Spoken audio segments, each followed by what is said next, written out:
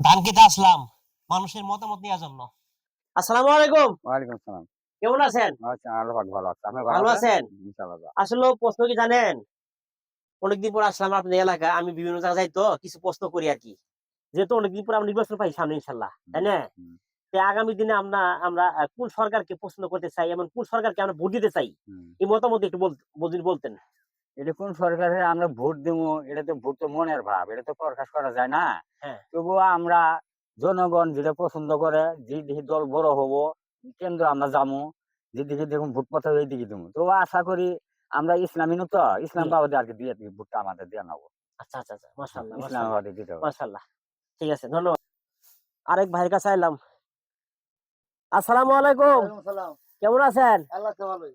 এই ধান দেখেন কত কষ্ট করতেছেন আপনারা নাকি, তাই না? জি, আমি তো আপনার কাছে আসলাম কিছু মতামত নেওয়ার জন্য, বুঝছেন? জি।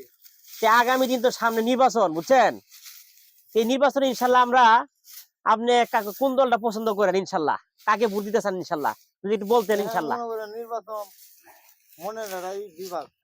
হ্যাঁ, বিএনপিও দিয়ে দেখলাম, আওয়ামী লীগ দিয়েও দেখলাম। আচ্ছা আচ্ছা দোয়া পার্টি দিয়ে দেখলাম। এখন আমরা হ্যাঁ, মনের জামাত চাই। আচ্ছা আচ্ছা আচ্ছা, আপনি সরকার। জামাতকে পছন্দ করলেন না? জি, জি। আচ্ছা, আমি ইনশাআল্লাহ তো। জামাত যে পছন্দ করলেন, কেন পছন্দ করলেন একটু বলবেন? জামাত আইলে সুস্থ হব নির্বাচন।